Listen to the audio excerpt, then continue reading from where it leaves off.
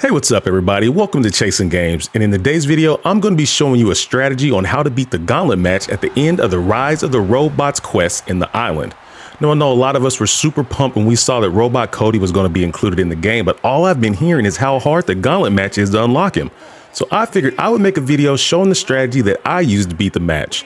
Hopefully this will help some of you out there, and if it does, please hit the like button and consider subscribing. It really does help the channel out a ton. But now that all that's out of the way, let's get into it. The first thing we're going to want to do before we even go to the island is go to our options menu, then go to gameplay controls. Once there, go to submission minigame and make sure it is set to slider. That way we don't have to worry about our fingers catching a cramp as we tap these robots out. Now let's go to the island. So as you can see here, my character is only a 72 overall, so you don't have to be maxed out to make this strategy work. But obviously the higher your rating is, the easier it will be. Now that we're in the island, find the nearest My Booth. I'm going to be using the one right outside of Hero HQ. We're going to be changing our moves up a bit to fit our strategy a little better. All right, so if you haven't figured it out by now, our strategy is going to revolve around using submission holds to tap out our opponents. So first thing you want to do is go to your holds. So as you can see here, every single submission hold I have targets the head. So no matter what position my opponent is in, standing, laying down, laying on their stomach, back, whatever, I'll be able to target their head with a submission hold. That is very important. So go ahead, if you want, just copy the same moves I have picked here. Next, we're going to go up to signatures and do the same thing. I have submission holds that target the head. So I got the guillotine choke and the Tongan death grip. And now we're going to go to finishers, and we are going to pick, you guessed it, another submission hold that targets the head. Now here I have guillotine choke 3, but I recommend using guillotine choke 1 because the way this 3 rolls, you oftentimes end up rolling into a rope break. So use guillotine choke 1. Now, these are all the changes that I made in order to beat the match, but if you want to go even further into it, you can go into your standing, light, heavy, grapple attacks and change those to all moves that target the head to make it even easier to tap these opponents out. So now that we got all the pre-work done, let's get into the actual match. Now, it took me 3 tries using this strategy to win this match, and on all 3 of those tries, Cody always started off with the chain wrestling, which I didn't mind because it's an easy way to get some quick early damage in. So with all the moves we put on our character that target the head, our goal is going to be to get the head weakened enough to where we are able to put a head submission hold on that taps out our opponent. And the beauty of this strategy is that if we do it properly, we are able to instantly tap out 1 or even 2 of the opponents the second they get into the ring. So once the chain wrestling is over, use the moves we added to the character to target the head. If you're good at striking and countering, that's also another great way to do damage to the head and build up stun. And as you'll see through this playthrough, I take a ton of damage throughout the duration of this match, and I make a lot of mistakes. So do not think that you have to play perfectly in order to win this match. Matches can be so unpredictable. Is there any real strategy here, or is it really something where you just have to kind of play it by ear? Well, luck's obviously a major part of a Gauntlet match, Cole. So after a couple of counters, we go right back into chain wrestling, and it doesn't bother me because most of the time I'm able to pull it off and get the win and get a little extra cheap damage in on them. A lot of it. Rocking up with the collar and elbow. A disrespectful shove there. And after this European uppercut, we can see that we finally have his head in the yellow. Cody anticipated that. Oh, missed connection.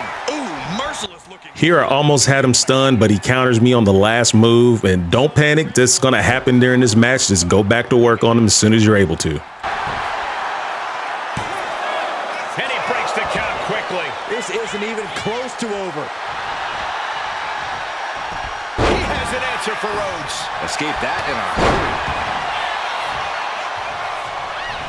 So right with that stomp, he has his meter built up for the signature, and they pretty much always go for their signature move as soon as they have it up. So be ready for the pedigree attempt. So he goes for it. We're able to counter it.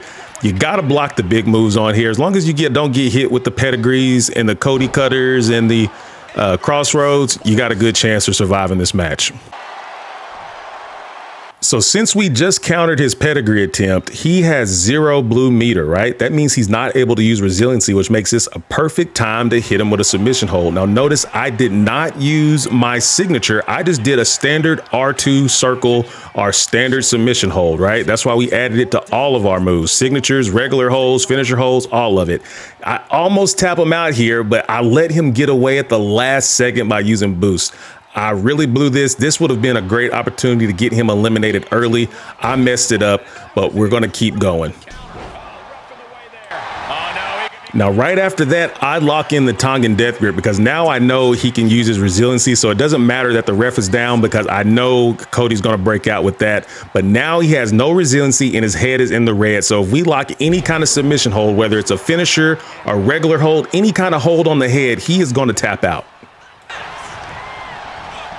Set up in the corner. I am terrible at dodging these running attacks while I'm dazed in the corner. So he connects with that, goes for the cover again. My body's in the red. You can take these kind of hits. It's just I'm trying to avoid the pedigrees, the cutters, and the crossroads. Helping you stay alive deep into the match. I'm going to roll outside to try to catch a little breather. Cody's going to come and keep applying pressure, though. Vicious, aggressive attacks. Just mounted with punches and not, a nasty stop to finish it off.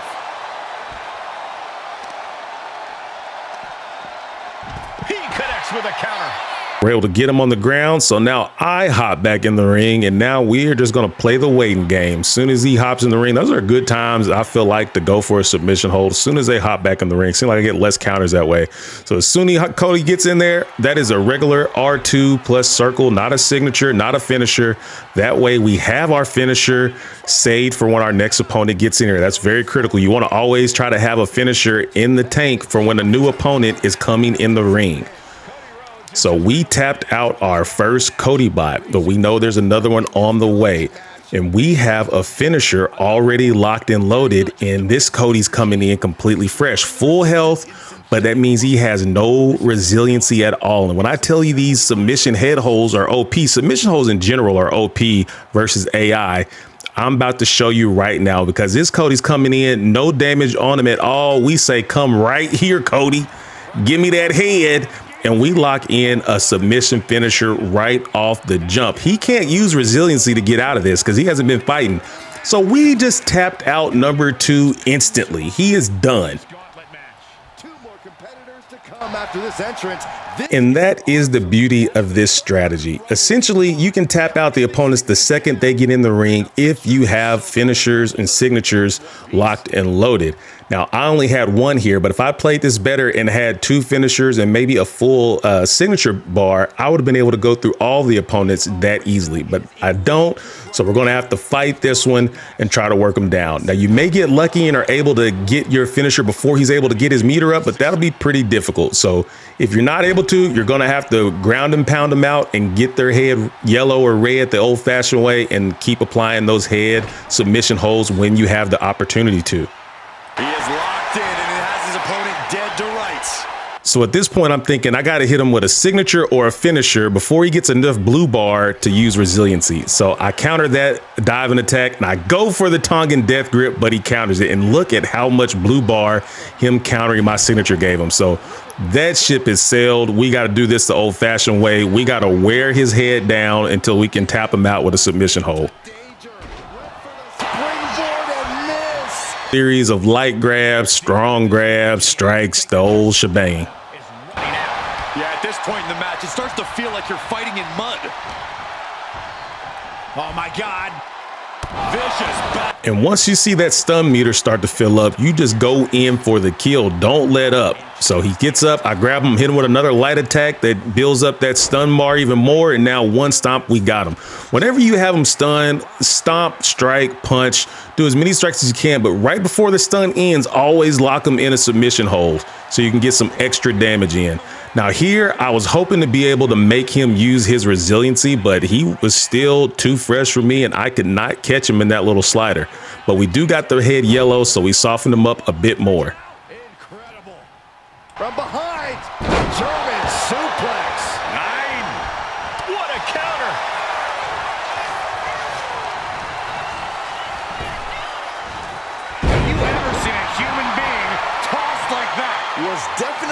not thinking about finesse with that one. He was only thinking about dominance. And his body is still the focus of the attack. And here's another little strategy for you. If you find yourself about to be stunned, just stay out of the ring. Because if you're stunned, you can't prevent him from hitting you with the signature or one of his finishers. And while we're out here, there's no countouts and he can't get the pinfall. So you can stay on the outside of the ring, build up your meter fighting him. And once you are comfortable, once you have a signature or a finisher or something, you can get back in the ring and try to tap him out. So he's got his finisher out here and he's going back in the ring. I don't want to fight him in that ring while he's got that signature, because if he connects with it, I'm toast.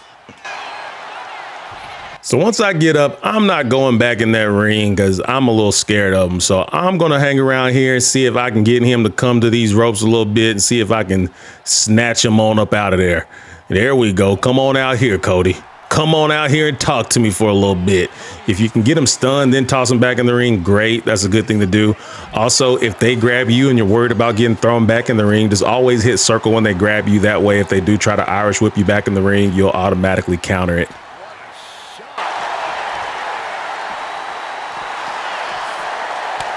Chess match of counters and reversals. I'm still hoping I can stun him before getting back in the ring with him, so I drag him back outside so I can do a little bit more damage. Here I get greedy. I go for the Tongan death grip, but he counters it again. And this time, I didn't take my own advice. I don't hit circle, and he tosses me back in the ring. Making way towards the top rope. Neck with this massive elbow drop while I'm already in the red, but we are still able to kick out again. We just got to avoid the signatures and the finishers. You do not have to play this match perfectly to get the victory. Now here he's lining me up for the crossroads. If I don't counter this, it's a wrap. But we did the counter and we get behind him and boom, we got that head completely in the red. And we are going to try to lock in the submission hold whenever we can. And there it goes. Just a regular R2 circle. And we got it applied. We got it applied. Can we get it? Can we get him? Can we get him? Can we get him? And we tapped him out. So that is another Cody bot down. And that means we only have one more opponent left. And that is Austin Theory. And if the good thing about Austin Theory is that he does not have resiliency. So that's one thing we don't have to worry about at all with him. And even better than that, by the time we defeated that Cody, we have two finishers locked and loaded. So as soon as Austin Theory gets in the ring, we lock in our guillotine and we go to tap him out. It's only a matter of time now. He's that weak to where as soon as he gets in, just plop it on and boom. And see, that's really the beauty of this strategy. The beauty of this strategy is that if you beat the first Cody bot and you have finisher bars left, and maybe if you're even more lucky than that, you have a blue meter full, you can essentially one-shot all the other characters as they come into the ring. Now, in a perfect world, that's how it would work out. We know this is a video game. They're actively trying to prevent us from doing that. So there may be counters and things of that nature. But if that happens, don't panic. Just work the system like how we worked it here. Keep applying pressure to the head, get their head yellow, and lock in submission holds. It doesn't have to be a signature or a finisher. We can just use our regular R2 circle, our standard submission holds, and still tap these guys out. But if you're able to eliminate one or two of them instantly as soon as they get in the ring, it makes this match much more manageable and easy for people to do, even like me at a 72 overall. And as you can see, I'm not perfect at the game. My character was completely red by the end of it. You don't have to counter everything. You just got to counter the big stuff. So I hope this video helped you out. If it did, please hit the like button. Please hit the subscribe. It all helps me out a great ton, and I super duper appreciate it. Let me know in the comments below if there's any other things you're having trouble with in WWE 2K25, whether that be in the showcase mode or the My Rise, or maybe there's another match on the island that's giving you trouble. Let me know. Maybe we can make a video to help you out. And if you want to know how to unlock this invisible Super Cena that Cody Robot's fighting here, click this video right here and it'll show you how. I promise it's a lot easier than the Cody bot. As always, thanks for watching Chasing Games.